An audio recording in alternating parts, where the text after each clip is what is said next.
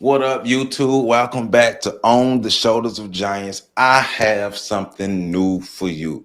As you know, I like to always delve into relevant topics that are important to our community because my overall goal is to empower my community as much as possible, any way as possible, so that we can become a powerful nation of people, an empowered nation of people, be able to be self-sufficient and really control our destinies moving forward. So I'm introducing a new segment and I'm introducing Mr. Marcus Johnson to On the Shoulders of Giants. I want to introduce Mr. Marcus to my On the Shoulders of Giants family. And we're going to be talking economics. So every Saturday, or most Saturdays, life be happening sometimes, but most Saturdays, you're going to get videos from us talking about Black economics. Marcus and I, we met and we met at an event here in Tallahassee a while ago. We connected and we started talking about how we can help each other in different things that we do. And one of the things Marcus's lane is finance, economics, financial literacy. And he has a passion for our community. And we got to talking about a podcast, and I'm like, well, I got a podcast platform, and I'm not the economics master, but we can talk economics because I know a little history around it. So let's do it. So we connected together, and we don't even have a name for this segment, but we just know we want to talk about Black economics, and we're here, but we're going to have fun. And y'all need to tune into this because this is going to be realistic information that you can use right now to make your life better. So with that being said, I want to introduce you to my good friend, Mr. Marcus Johnson. Yes, sir. Joseph, I appreciate you, brother. No It's problem. definitely been a long time coming, bro. We've been talking about this for a minute, and I'm excited to be here. We're going to definitely get into quite a bit.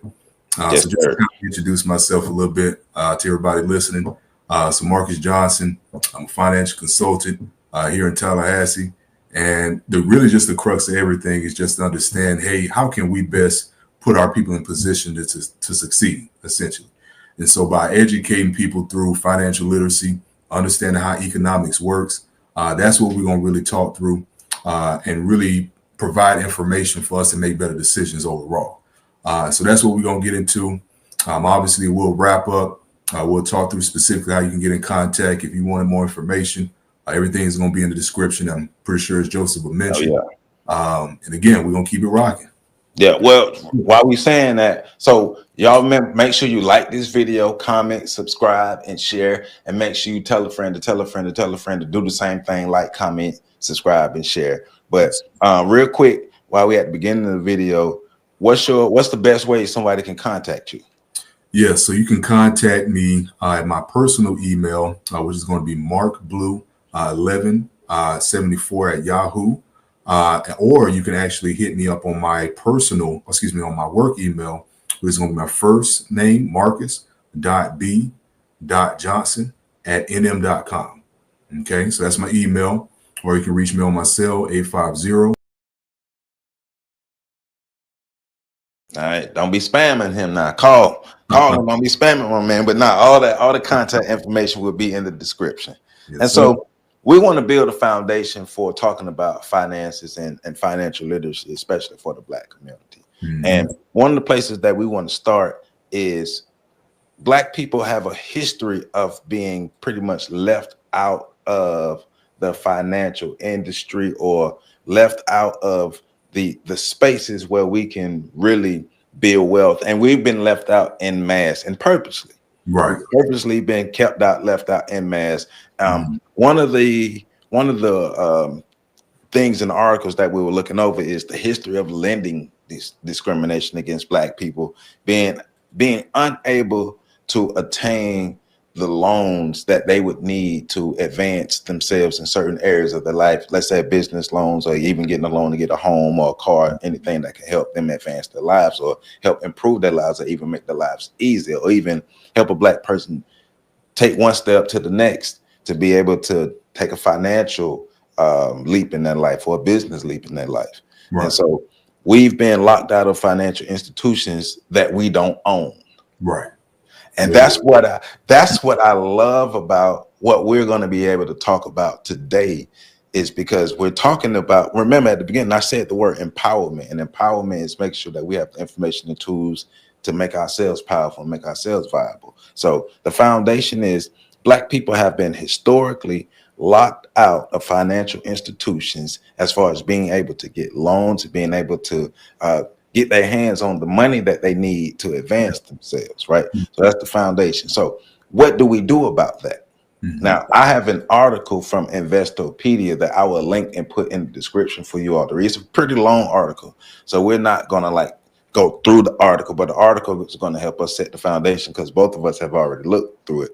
But, you know, they're talking about the Fair Housing Act of 1968, the Equal Credit Opportunity Act of 1974, the Community Reinvestment Act of 1977, like different acts. Also, it talks about redlining, and talks about all the different forms of discrimination that financial institutions have employed on Black people. So from there, we have 3-4 major points that we're going to talk about today. The first is the importance of financial planning and understanding economics. Yes. Right. Things that we could use to help combat being locked out of financial institutions. So this is the foundation of us springing ourselves out of being locked out and empowering ourselves. Right. So this is where I kind of shut my mouth a bit and pass it on to Marcus. But let's get into the importance of financial planning and understanding economics. Right. So here's the thing. I say this all the time when it comes to meetings and meeting with clients, is that typically when it comes to financial literacy, because they don't teach it in schools and we typically don't have it in the household, we're kind of led astray at that point. And so we kind of basically have to put ourselves in position to either seek it ourselves or surround ourselves with people who know it so we can actually be more well informed.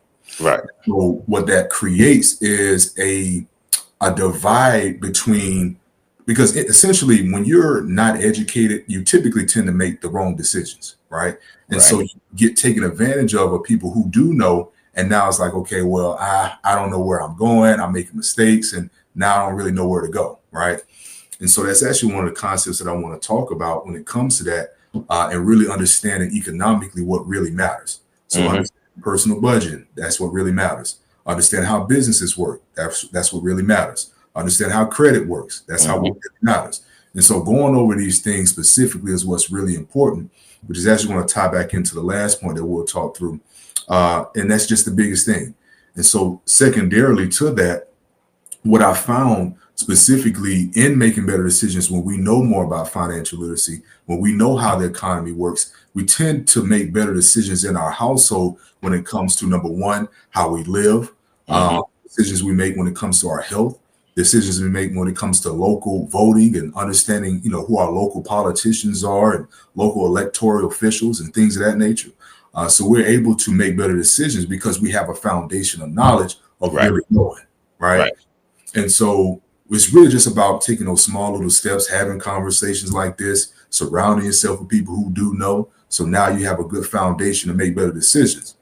And so, and also third point I want to make on that specifically is that when you don't know, you, again, get taken advantage of people who do, and specific is going to be from main corporate streams, right? From corporate America, essentially. And so typically in our community, we've always been consumers, right? We've been consumers, right? And so we have got to get out of that position to where we go from being consumers to being producers, right? We got to be producers at the end of the day, because if we constantly be consumers, we're never going to get ahead.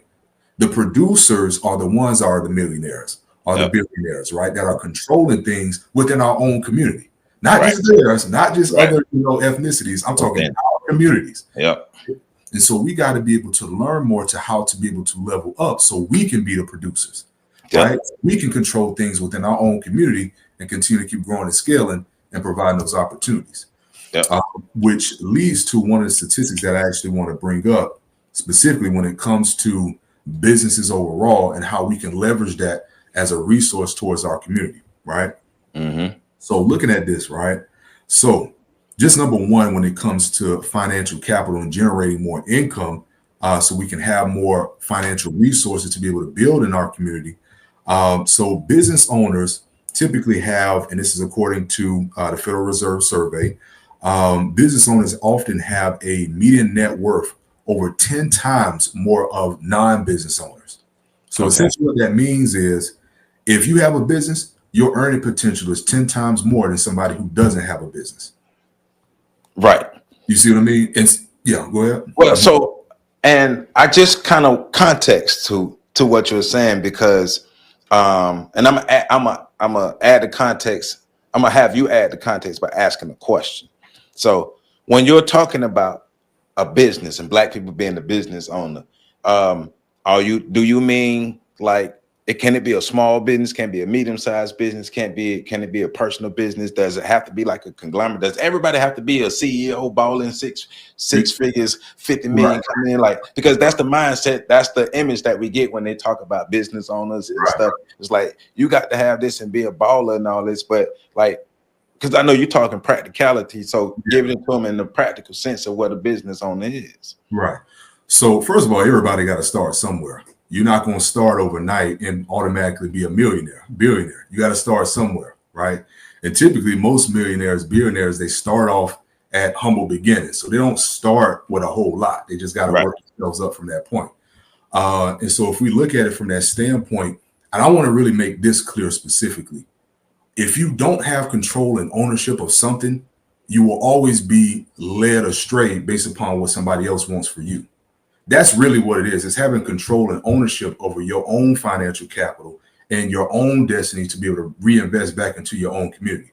And so that's really what it is. And typically that's going to be in the form of owning a business, right? And so think about it from a standpoint, okay, whatever that I'm passionate in, whatever I can generate revenue from, that's what I want to be able to start doing and just slowly build on top of that, right? Because again, if we don't have control and ownership in something, well, we always will be at the helm of the people who are employing us. Right. So you can you can make a lot of money and still be, potentially on the cutting board to lose your job. You see what I mean? And so it's really just about, number one, your earning potential and not having a income ceiling, number one. And number two, controlling your own destiny, right? Because that's where you're really going to build that consistency when it comes to, owning a business overall. So just to recap that in general, you want to be able to have ownership in something so you can control your own destiny and just start somewhere and continue to keep building from there. Right. And and one of the reasons why I pose that question the way I posed it is because I know a lot of people who there'll probably be some people in the comments or people just period who have said, well, what if everybody doesn't want to own a business? And what if a person doesn't want to own a business? That's why I kind of put the context of, well, we're not talking about you have to have a conglomerate or something like that. Yeah. But a business could be, could a smartly and could a properly invested in investment account be something similar to a business or something? Yes. So that's something that you can have control and ownership over, right? And honestly, the biggest thing is to make sure that you can control your own finances. That's the biggest thing. And again, typically that's going to come in the form of a business, but whatever you decide to invest in to create that is going to be the ideal route. And because you can even be like a co-owner and be an administrative and still have co-ownership of something and still be in that entrepreneur business owner realm. Right. So it's going to be what's best for that person. Obviously, you will talk to experts like myself to really go through and kind of guide people in that space. But it's really just to have ownership in something. So whatever that be, like an investment account, whether that be owning a business of some sort, that's is where it will start. But again, you have to start somewhere at that point. Right. No, I got you. Yeah, and I'm thank you for that, because like I say, it's the context, because I want people to understand, like you're not pigeonholing them into going to just go start a business right now, and you have to start this type of business now. I mean, you need to be able to have some kind of investing your money somewhere properly that will give you the financial freedom that you were looking for. Right. There you go. There you go. And also too, I want to mention this when it comes to just the importance of understanding financial literacy within our own community, because typically what I've found is that, especially with people on the younger side, we don't have a whole lot of people to look up to when it comes to doing things the right way. Because typically what I found is that when people say, man, I want to generate a whole lot of money, I want to be able to have the financial capital to do what I want, it's typically going to come in just a few ways. That means I got to play ball, I got to rap, I got to be a singer, a dancer, I got to be something of that sort, as opposed to, okay, what is the more likely route to do? Because if you look at the percentages of it, it's not that many people that's going to play ball. It's not that many people that's going to make it rapping and singing and dancing, right? And so we got to be able to take the education route and the entrepreneurial route so we can higher our likelihood of being successful and being financially successful when it comes to being able to not only provide for our families, but also our community as well. Yeah. And that goes for wanting to invest in stocks and real estate as well. You know, like the new celebrity hustles that have became popular because of social media. So, you know, everybody has a mindset of, I'm going to invest my way to millions. And you can. We want you to, but we want people to make the right decisions, make good decisions. Right. Right. And you have to have a good foundation before you can start doing any of that. You got to make sure that the dollars that you do have are being allocated in the right areas. So now you're not, you know, bearing a lot of the risk. And if something were to happen, because there's going to be ebbs and flows in investing, right? And so we got to be able to have the resources and the means to be able to bear that risk. So that we can basically instill or put ourselves in a position to where we can bear some of that risk, essentially, is what I'm saying. So yeah, absolutely. Yeah. Absolutely. And financial literacy, I'm not going to get stuck in the minutia of the semantics, because I've been in conversation with people. We're not going to use the word financial literacy. We're talking about us being smart with our money, basically, at the end of the day. Right. How to properly invest our money, how to properly spend our money, how to properly save our money, how to properly budget our money, to lead to us being able to build ourselves as individuals. But ultimately, you know, the goal for Black America is to aggregate our wealth. But the best way to aggregate our wealth is to be sound as individuals, so we can aggregate our wealth with other people who are sound with their wealth. That's the way we go. So right. And you can't help nobody if you can't help yourself. You know, I know sometimes we want to be, you know, others focused and, you know, think about family, which in, you know, right mind, that's the right mind to think through. But we can't do that if we're not right. You know? And so we got to take care of ourselves, so in return we can take care of others. So you're absolutely right. 100% right. So financial literacy, what's the difference between financial literacy and financial planning? Or is that the same thing? So financial literacy is just having a good foundational knowledge on pretty much all the nuances when it comes to finance overall. So again, do you know about budgeting? Do you know about credit? Do you know about investment? Do you understand some of the foundational things when it comes to finances? So now you have a good understanding of what the action steps would be. Financial planning is the action steps of putting things in place so you can get from point A to point B. So for an example, specifically when we meet with clients, is understand, okay, goals that they have, short-term, long-term, understanding how important certain things are to them when it comes to, okay, retirement, when it comes to investing, when it comes to risk management, when it comes to estate planning, etc. And then now let's actually build a good solid foundation through a cash flow analysis, so we understand how much financial capital can we allocate to some of these goals based upon where we're at financially, right? And so it's just an action step of putting together a plan to meet whatever goals that we do have, given those concepts that I just mentioned, right? Gotcha. So one is basically more high level when it comes to education. The other one is more so putting it into action. Gotcha. Yeah. Gotcha. Yeah. So that's what we want to make sure we're doing, putting these things into action. That's right. All right. So when it comes to financial planning, I know one of your points is making better decisions, us making sure that we spend better. Like you said, we spend better, vote better, have a better environment, we're healthier. So what steps should we be taking financially to make sure that we are making these better decisions for ourselves? Well, number one, we got to be able to be in a mind frame to where we want better. That's one thing I've noticed specifically about even the circle that I have, is that you don't have to have a whole lot to want to be able to do better. Right. And so it's going to start by, you know, having conversations like this, listening to conversations like this, reading articles, reading books, Surround yourself with the right people so you have a good information knowledge base to be able to make some of these decisions. So number one, listen to a lot of podcasts. I do myself. Read a lot of books, right? Be more strategic in school on what you're actually paying attention to, right? And we'll get to this a little bit later as far as, the education system and what needs to be basically thrown out and what needs to be hyper focused on. And so paying attention to these things in school and hyper focusing on financial literacy, economics, daily things that are impactful on our adult lives. And so those are the things specifically that we need to pay attention to. Now, in relation to specifically, how does that correlate to spending habits, health, voting, environment, surroundings? So let's just say, for an example, somebody takes away from this conversation like, man, I need to research this. He said something about that. Well, let me research that.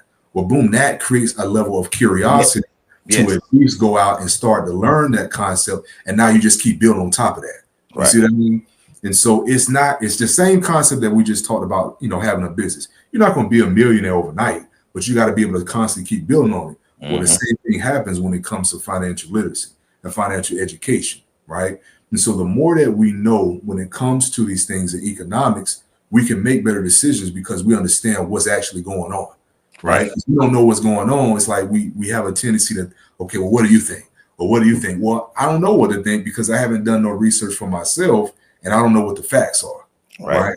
And so let's say, for an example, when you learn more about financial literacy, you tend to basically make decisions in the voting space a little different, right? You tend to make better decisions about who you surround yourself with because, hey, if my goal is to be able to be more educated and to be a lot more cerebrally, if I'm saying that right, intellectually right today. Challenge, right? We're gonna get it right today. I'm throwing some big words out there for y'all, so y'all bear with me. But essentially what I'm saying is just to build your knowledge base, right? Yeah.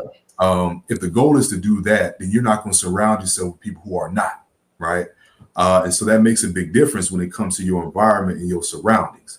Right. Lastly, typically, if you don't put yourself in position to where you're learning some of those things, well, your daily habits will affect whatever goals that you do have in that standpoint. So you're not going to spend money frivolously. You're not going to, buy things that don't align with where you're really headed, right?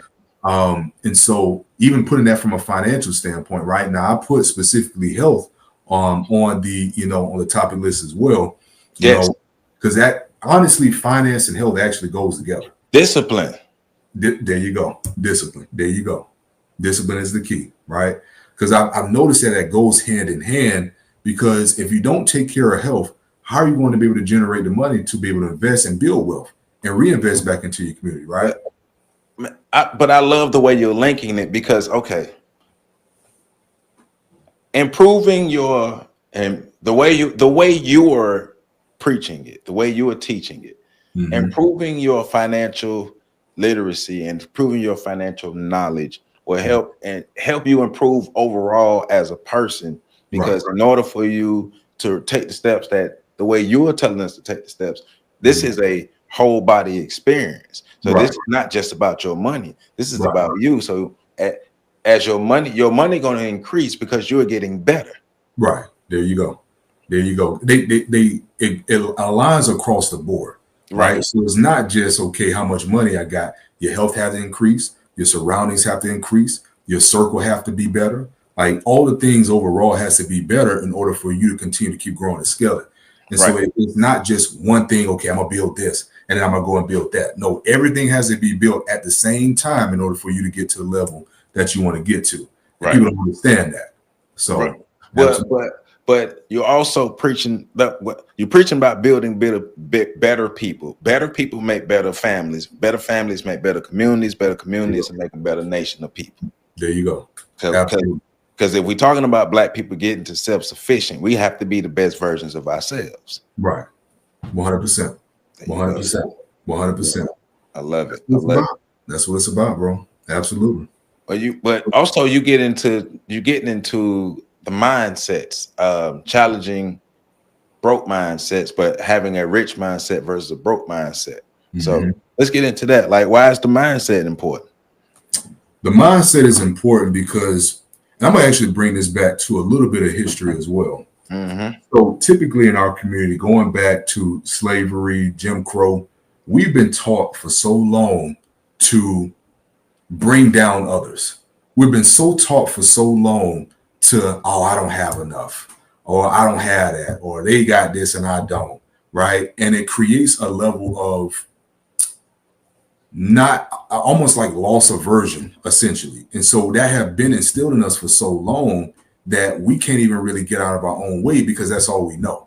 And so we got to be able to be in a position to where I see better, I want better, I'm going to do better, and I'm going to have that mindset. And that's where it stems from.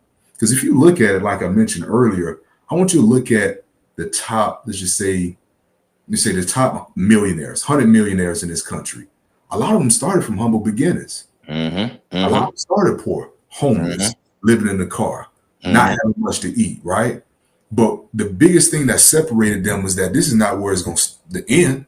I'm not going to be here forever. I'm going to make sure I'm going to constantly keep growing so I can get to a point to where I can be a millionaire. I can have the financial resources. And so that's what separates the people who become successful versus the people who stay in the same spot and don't get nowhere. Yeah. But you got to start up here with the mindset, right? Yes. Yes. And so even to correlate that back to the first point that I mentioned, when it comes to the slavery mindset and having that, and I know you've talked about it in previous podcasts as well, we've been so conditioned to tear down somebody when we see somebody attain a level of success. Well, man, I want that spot. Let me do whatever I can to tear them down. Let me hate. Let me do this. Let me do this. And the third, to be able to get that same spot, which it stems again back from slavery to where it's like, well, there's only one that can make it, right? House Negro, right? Yep. That one spot is only one spot. Everybody else looking at them, right? And so it's like, okay, well, I want that spot. I want those privileges. Let me do whatever I can to hate. Let me denigrate. Let me put him in a bad position so I can be in that position instead of him, right? And so it just starts with a mindset of I'm not going to be in this position forever, and I'm going to be able to build so I can get to the position that I want to and not be in this position forever, right? Yep. That's really what it is. It's about I will get to where I want.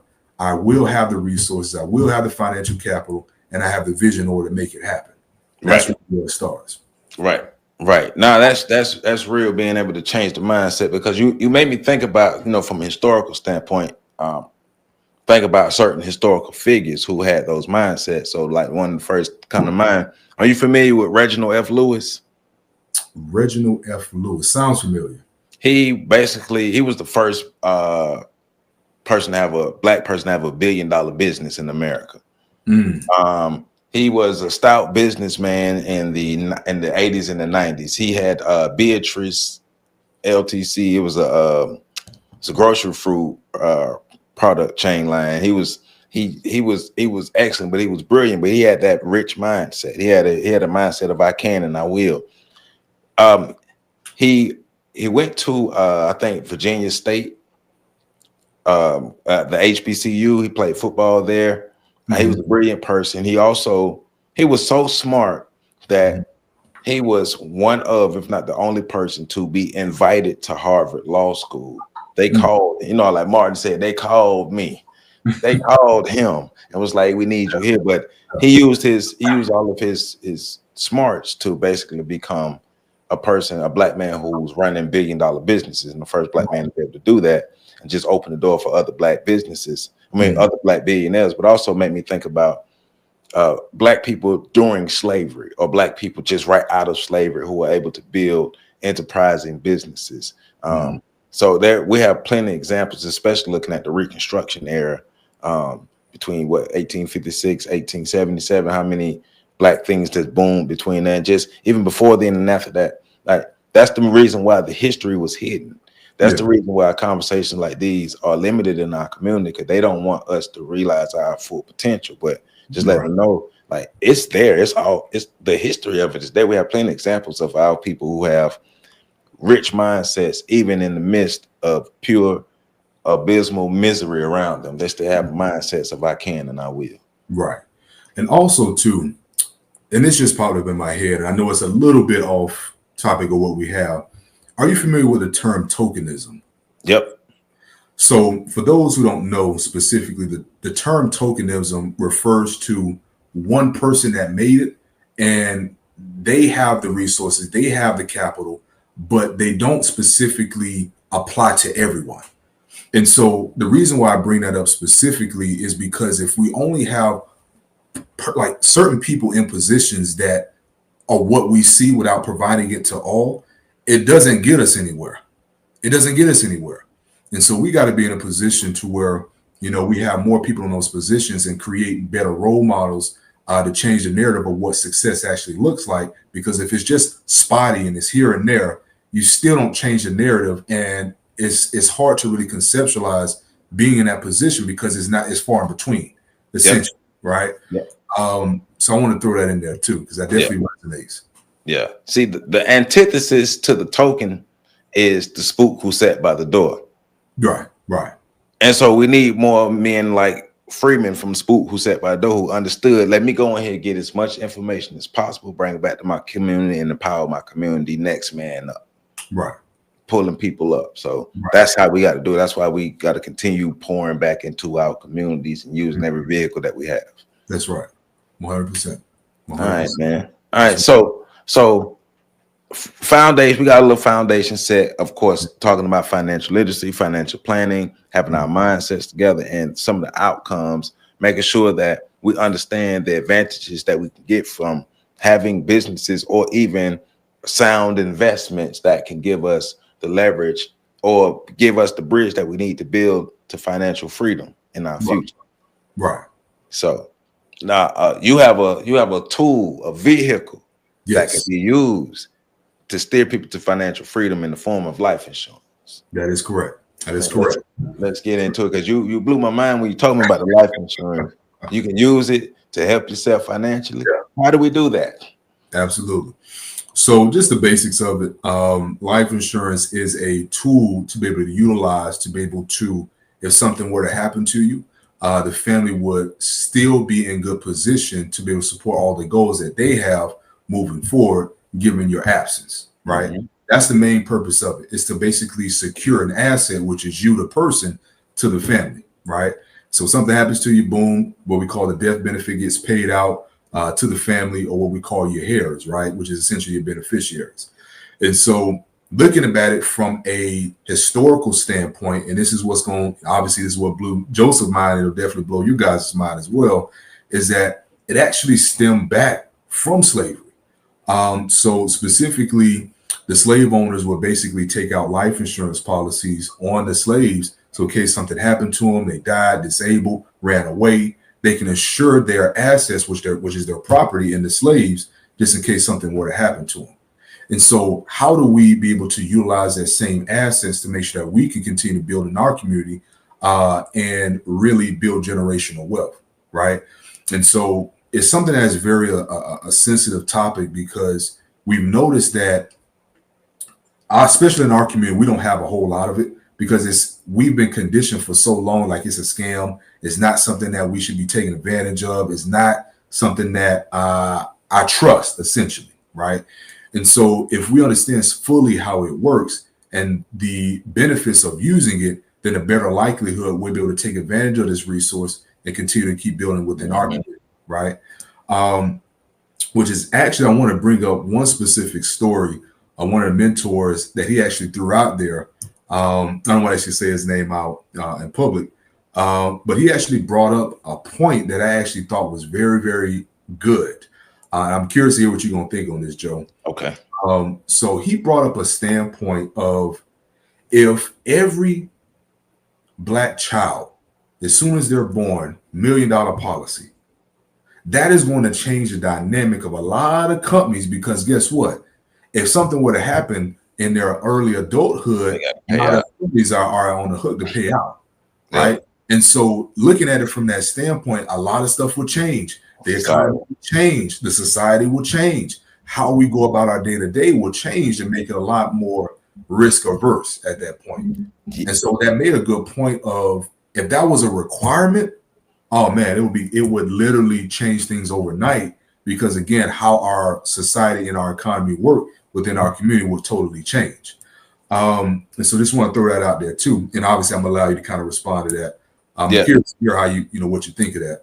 No, I mean, I'm down with that. Like, it makes sense. It makes good sense. But that's a strategy that I think Black people could have in the tool belt. Yeah, right. To be able to put ourselves in position to win, because the insurance companies will lean on whoever is that threat to the Black man's life, to whoever's a threat to that Black man's well-being. Those insurance companies will lean on them because, hey, we paying out too much money. And if the number of Black deaths continue the way they are now, the insurance company's on the hook now. Yeah.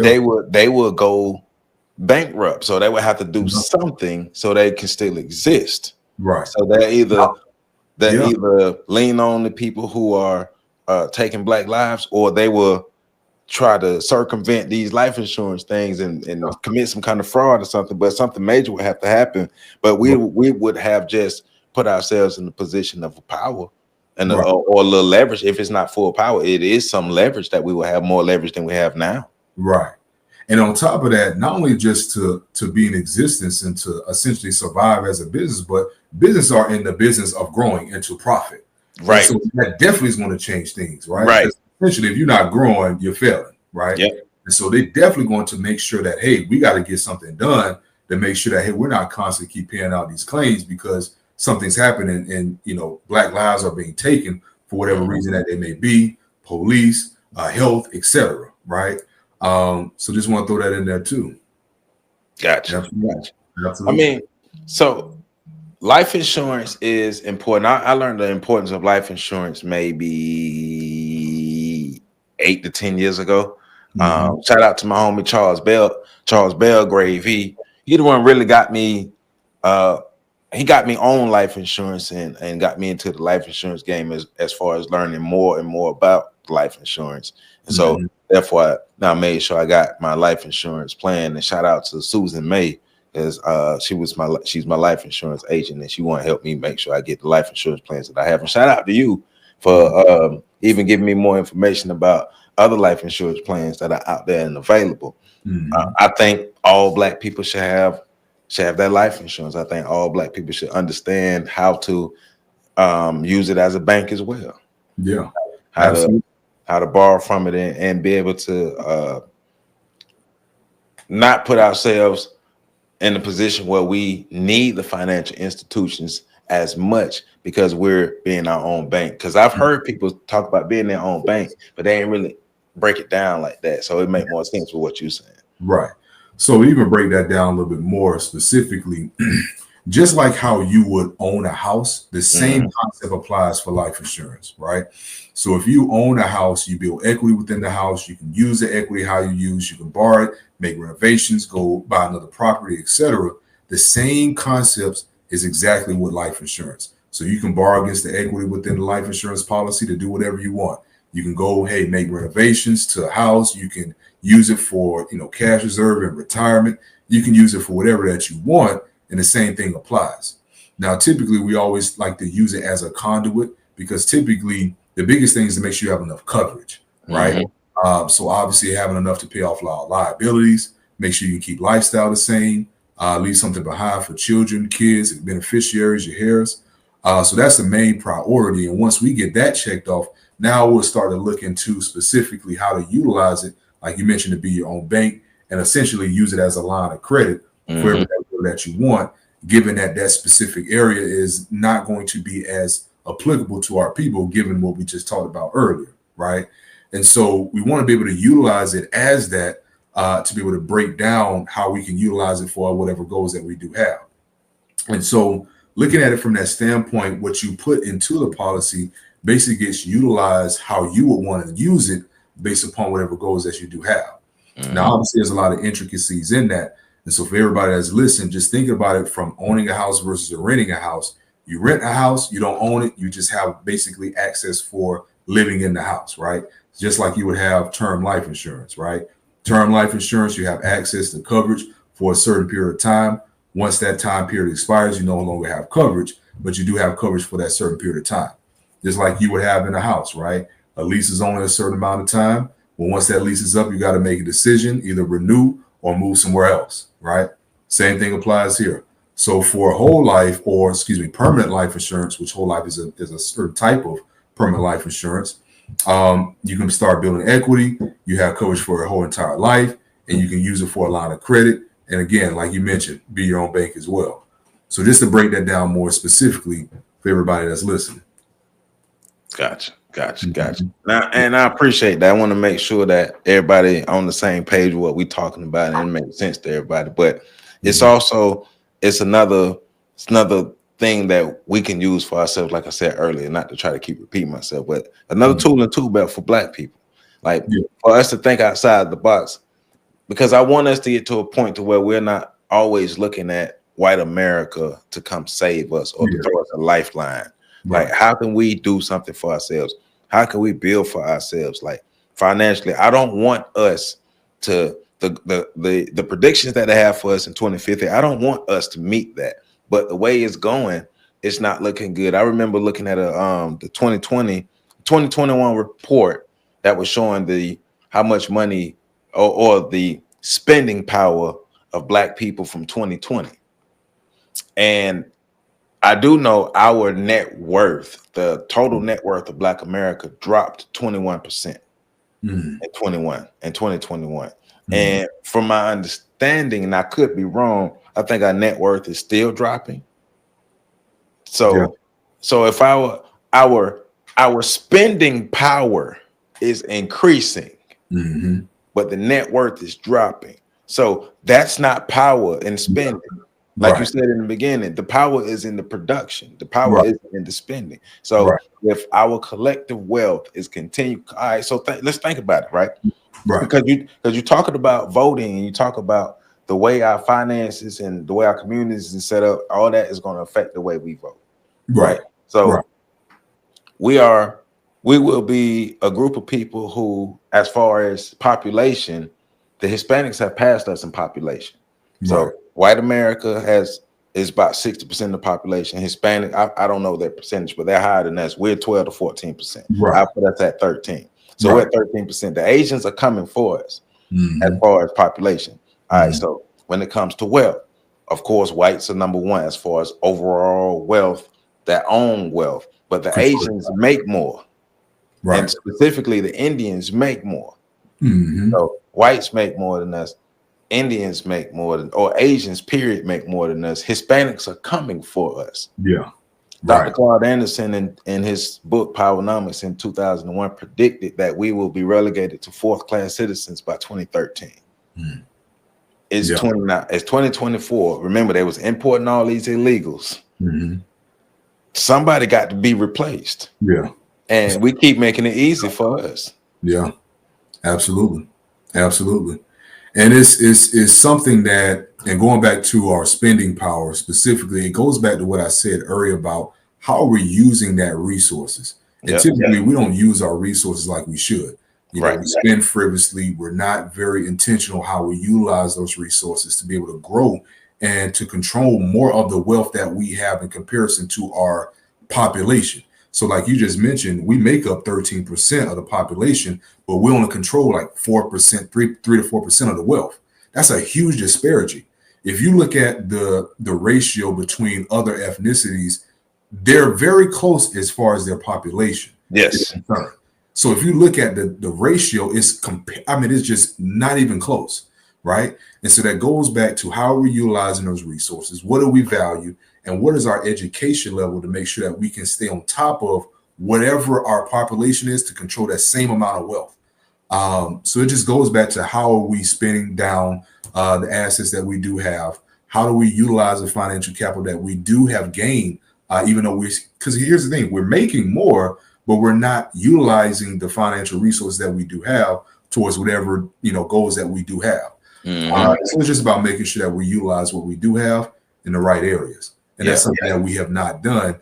And the common denominator is just having better literacy overall, not only just financially, but economically, as well as even personally as well.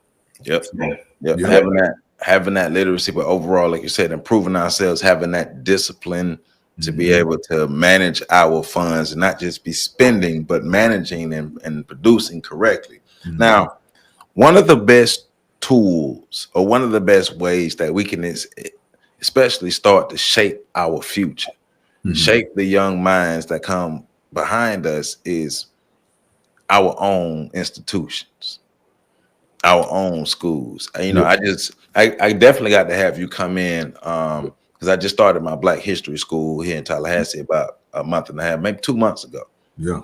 And, you know, we're trucking along. We're doing a great job. We're having a good time. Definitely have to have you come by, talk about finances with the kids, because I know my idea of Black history, teaching Black history is teaching Black history with life skills, all these just skills, just everything, just putting everything together, like wrapping around their interest, wrapping around what they want to do. Some of them are about to graduate high school, so we're going to wrap this history around all their interests and their skill sets and everything that they bring to the table, so they can actively use the information rather than just collect the information. And that's what I love about what you and I were talking about the school. But then, in your opinion, why is it important for us to have our own schools, especially in the mindset of financial literacy or having a better financial future?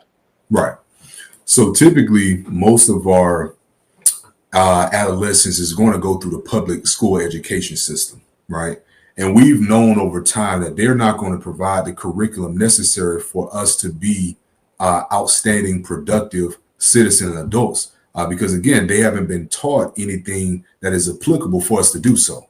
Right. And so there has something to be changed. Either we're going to change it with internally by getting into some of the positions, whether it be the school board, et cetera, to change it, or we're going to venture out on ourselves and take a risk on ourselves to build our own schools so we can control the curriculum, we control the education system, and we get to control what is being taught. So now we can in return get the outstanding citizens that we need to pour back into our community, right? And so hyper focusing on financial literacy, economics, entrepreneurship, health, wellness, right? Which are the things that are very applicable to us as adults. And the only way to do that is to have our own schools, right? To go to the private sector, right?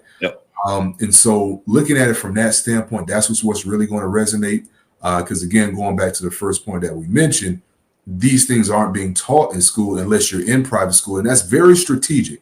Like most of our people in our community don't have the financial capital to support kids, 1, 2, 3, 4, 5 kids, etc., to be able to put them in private school so they can learn some of these concepts and again, grow to be outstanding adults. And so it's really just about controlling the own curriculum while also teaching our history as well to understand it, to correlate it to these concepts as well. Yes. And so it's just about controlling our own destiny, controlling our own curriculum, so we can be in a better position to raise, more outstanding and better citizens for our community overall. So I always tell people this. My brother is 2 years older than me. So he graduated I graduated preschool in 1989. So he graduated 1987. So he ended up, before he went to elementary school, he ended up going to a African-centered Black-owned school. And the advantage in that is he came out better academically prepared to move forward than I did. So better mathematically, better with his language as far as speaking, better writing, better understanding a lot of the concepts, critical thinking, all those different things. Yeah. So by the time I came out, the school had shut down. But he got those 2 years from this Black-owned African-centered school that helped to prepare him. And he did well in school. He did significantly better than me in school moving forward. And that's something I never forgot. But also, one of my professors, shout out to Dr. Dana Denard, he had the, what was the name of the school? I can't remember the name of the school, but it's the building is over there right by Rickards High School. But anyway, he would, when I was a student in his class, he would show us tapes of his young students. He had 2-year-olds reading at a 5th grade level. And because people don't understand, a lot of people may not understand how brilliant children are. Yeah. as long as you don't introduce doubt, fear, and limitations, and I can't, like, absolutely. You can teach a child rocket science if they don't deem it as difficult. Right. Absolutely. Until we introduce these negative concepts into them, they don't get it. So that's, in my opinion, from what I've seen from homeschools, even now. Three of the students that are in my Black History school, they are homeschooled. Brilliant. Not all the kids in my Black History school, all of them are brilliant, but the homeschooled ones, I'm not going to say that they're smarter, but I'm looking at them compared to what I would normally see from kids that go to public school, or even children who parents put the time in, because the other children, they go to public schools, but their parents actually put the time in to teach them stuff at home.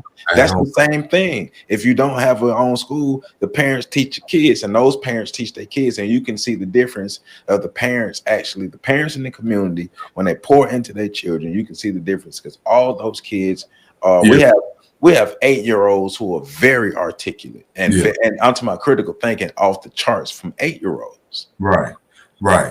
And I want to hit on that point that you just mentioned, because that was a good point. Specifically, that is one of the advantages of the public school system, is that you get a lot more exposure to other ethnicities, and you get to learn how to develop your social skills, essentially. Right? Now, what they lack in the education system, you gain in that area. So now it's like, okay, well, the parents look like, okay, I want my kids to be in the public school system to gain that skill, but whatever they lack in educationally, I'm gonna teach them at home. Yes. And so now you get the best of both worlds without having to deal so much financially in everything with private school as well. So that's a good point that you just made. That's definitely a good balance, especially initially for parents and families to want to take action on that, while still making sure that they can continue to keep raising good articulate children, like you just mentioned. Right. Because, like I asked them certain, you should see that when you come, you're going to see, you should see the way they answer questions. They take their time, and they literally take the time and they think about it. And like we have, one of the young students, he speaks like 2-3 languages. A couple of them speaks 2-3 languages, but I love his personality. Hey, I speak Chinese. Check this out. And I love that a young Black boy is like, hey, I speak Chinese.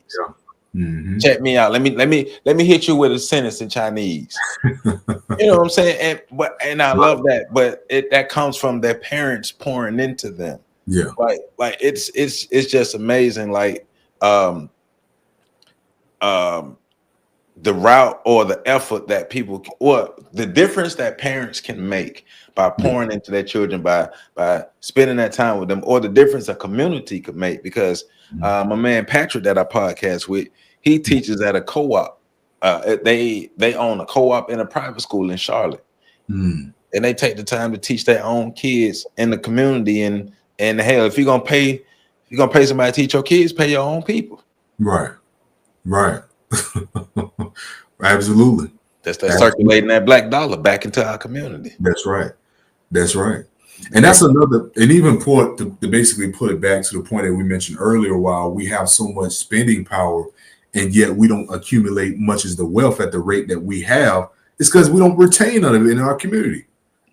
We don't. We quit what they say, what is it? The money burning a hole in my pocket. Yeah. That's what it is, right? It's like we're going to basically outsource our dollars everywhere else, but within our own. Man. So I tell people off top, I'm cheap, and I'm not unreasonably cheap. I look at prices, and if something like, dang, man, I brought 3 tacos for $20. I was pissed. It was like late at night, you hungry, you trying to come, you leaving an event, trying to come home, you ain't got time to cook. Right. $20 for 3 tacos. Like, no, but it's also getting people to understand, like, it's not about not wanting to spend money. It's about making sure you spend your money properly so it can last the longest. Like my screensaver, the question is, how much money did you keep?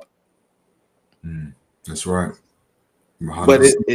But it's a difference between frugality and poor. Yeah, absolutely. And getting people to see that. Right. And honestly, to even take it a step further on that, I don't even think it's necessarily being frugal. It's just about going back to what the word that you said earlier, having discipline and accountability, right? And so if you have a good structure from a cash flow standpoint, you know what you need to spend.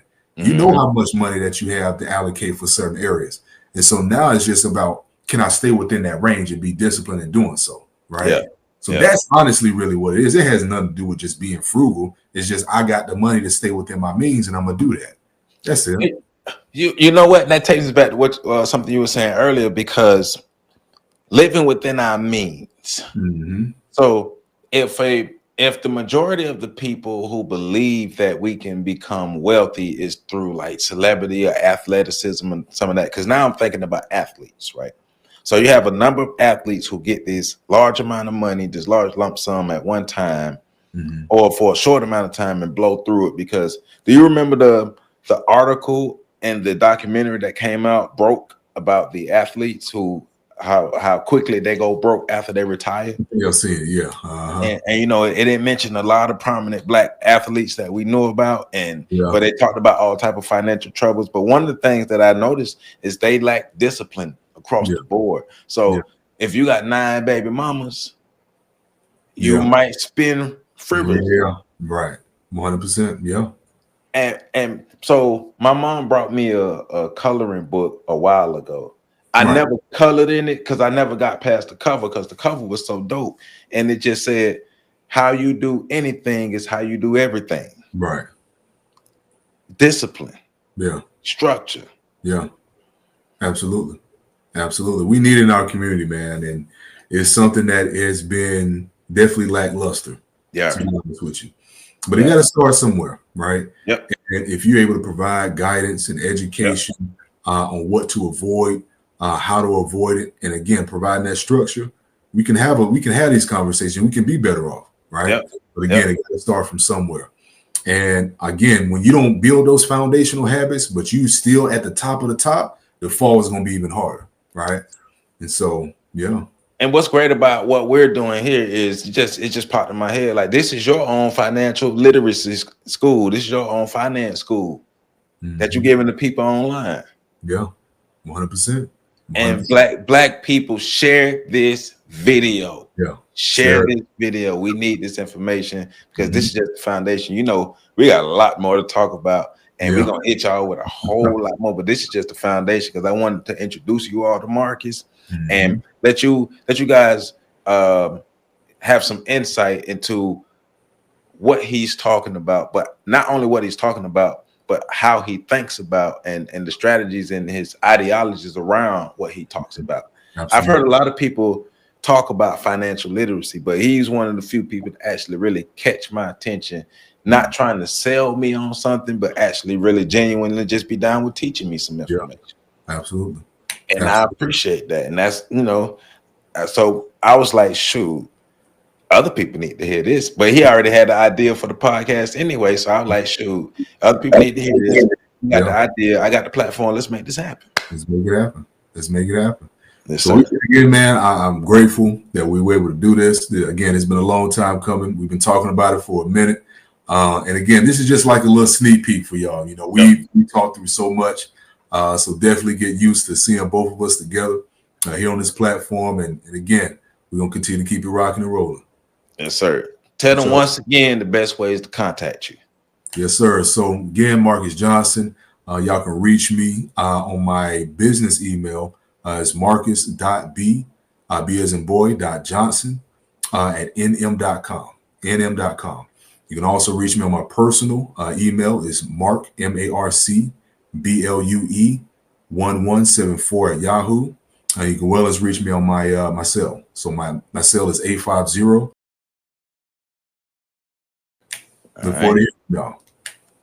That information will be in the description as well.